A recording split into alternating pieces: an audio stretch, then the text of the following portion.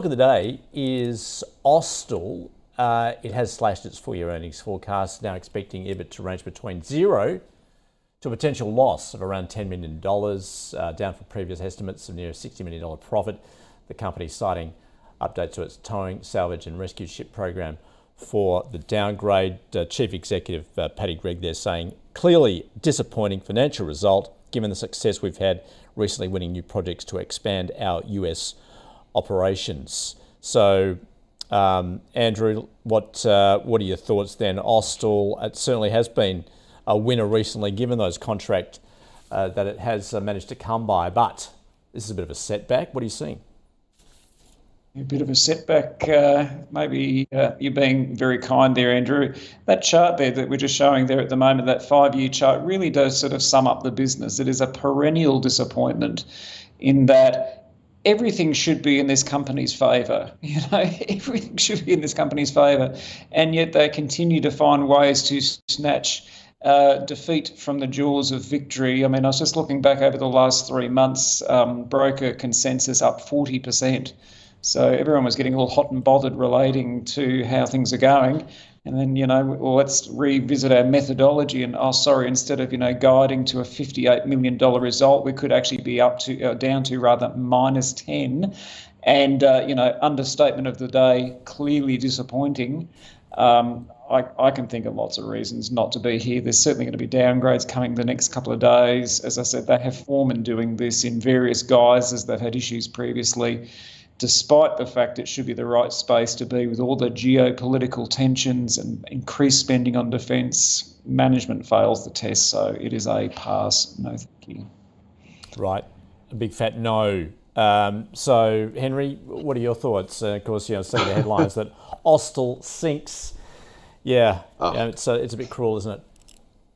It is. The trouble is, Andrew, I'm old, and I remember the days of Harland and Wolff in Belfast that used to build ships. They built the Titanic, and as they rightly said about the Titanic, it was fine when it left here. The problem with Austal and the problem with shipbuilding is it's a tough game. Inflationary pressures everywhere. Why in the world you would think that this was immune to inflationary pressures, I have absolutely no idea. What also astounds me, and this is extraordinary, is that Tuesday, June the 20th, it updated the value of its TATS contract to a higher number. And it has been shouting from the rooftops about these TATS contracts and the new contracts they've got. The trouble is, it's tough building ships.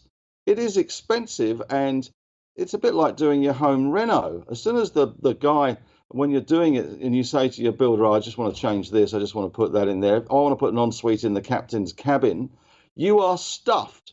And as a result, when you start changing things around, costs blow out, we've got inflationary pressures. This is one that we chucked out of the investment committee portfolio. I think I was partly responsible for chucking it out.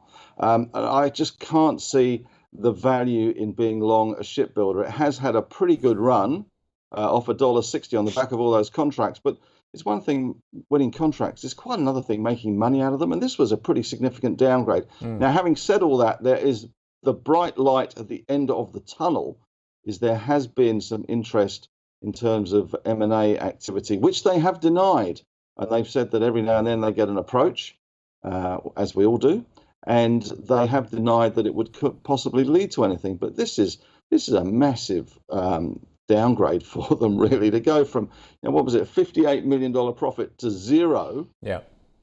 And only a month ago, they were trumpeting how great it was to get another one of these TATS contract, update to value of TATS contract. Well, no, not for me. And you make that point. Back then, everyone was talking at the fact that it is a takeover target. So, yeah, times have changed. Yeah. Well, that's a double no then. Just not interested either then. All right.